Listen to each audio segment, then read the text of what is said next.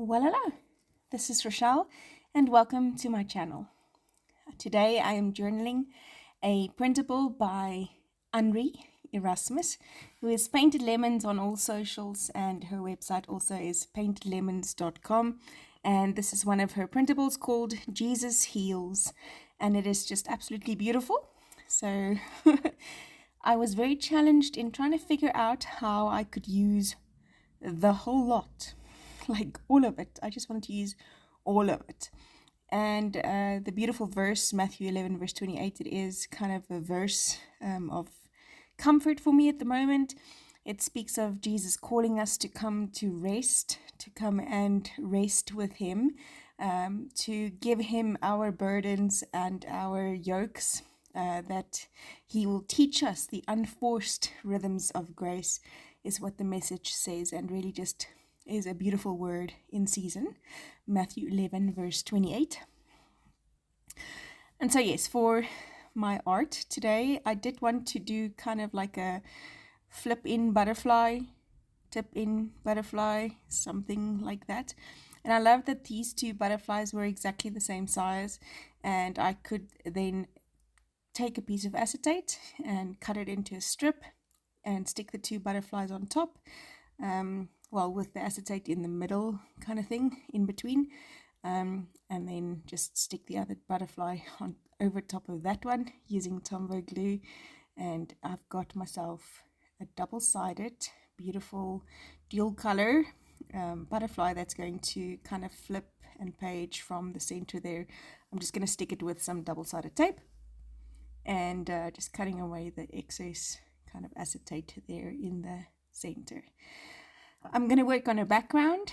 I didn't want to cover the words. All of Matthew for me is really beautiful, and I read it because it is the words of Jesus, and it's, you know, important to me. So I didn't want to cover the words. So thinking of what kind of background to do and to be able to use as much of the printable as possible. Honestly, these printables of hers are so jam-packed. I mean, they are filled to the brim. You could do a few pages, no worries whatsoever, and then still have leftovers.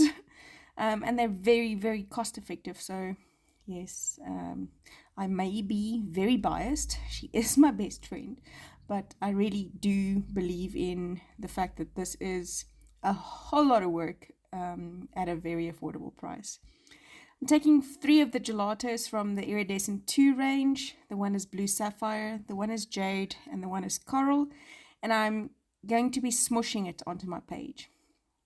Smushing it means that you take the gelato and you kind of scribble it on a non-stick surface, add some water to it I just use a spritzer, mix it up with your finger to kind of activate all of the pigment and make sure that it's all evenly spread, and then you turn the plastic around and smush it onto your page. So no, it's not the same as smooching, entirely different technique, but this technique creates a beautiful background. And what I love about the gelatos, of course, is that you can layer the colors, and even though it doesn't dry immediately, it still has enough space to layer these colors. Obviously, this Blue Sapphire is quite a lot more intense than the other colors. And so, yes, loved it. Loved how it dried. And then I just took my hair straightener and straightened the page once that was dry. So then I'm taking the stencil by Room 5 Graphics. It's a bit of a mixed media kind of stencil that went with the La Rochelle Crafts Bible journaling theme for, I believe, June. It was one of the stencils that matched with that, and absolutely love the stencil. I think it's just super cute. So praise on repeat, a playlist of gratitude. So yes, I'm just taking my VersaFine Onyx black ink, and I am grabbing a makeup sponge and sponging it through the stencil. What I did kind of not take into account is that I do need to allow more drying time with this VersaFine Onyx black ink, because it does stay wet for quite a while. So I did smudge it in 1 or 2 places. I would suggest heat setting it and giving it ample time to kind of dry on its own. I mean, a few days after when I cleaned my stencil, the ink was still very wet on the actual stencil. Should have cleaned my stencil immediately, didn't do it.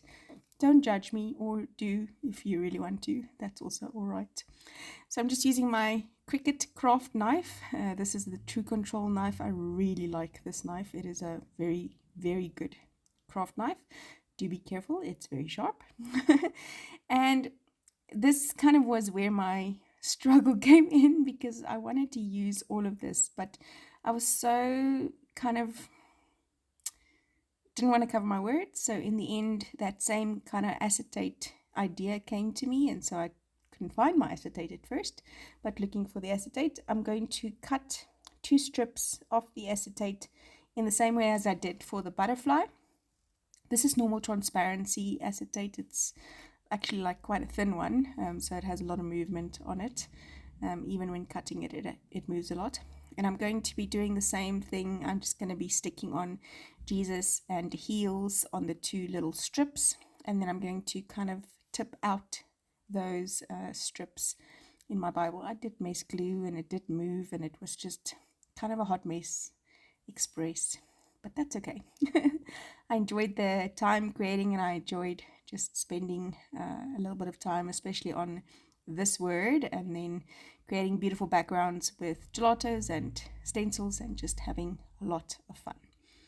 So messed glue, like I said, cleaned it up with my Xyron glue eraser, and then I'm just going to use the double-sided tape to kind of stick it to the edge of this page, and then have it flip up. So effectively that just means that I am not sticking it over my words. If I flip this up, I can still read what it says under the words. I think this is a very clever idea if you are not prone to or not enjoying covering your words. I took that piece of scripture and kind of just cut it out using my knife, and then just sticking it on top of the background, which then becomes even more of a background. Sticking down the words with Tombow Glue. I did mess up that kind of double-sided tape there, so let's do it again. At least I could still pull it up without completely wrecking my page. And in the end, I did kind of do it too far in and this and that, and it's not a perfect page, but like I said, I absolutely needed to spend some time in Matthew 11 verse 28 this week. So yes, there's that. Then sticking my butterfly in, and I've got everything flipping in and out and flipping up and down and adding some hearts to it.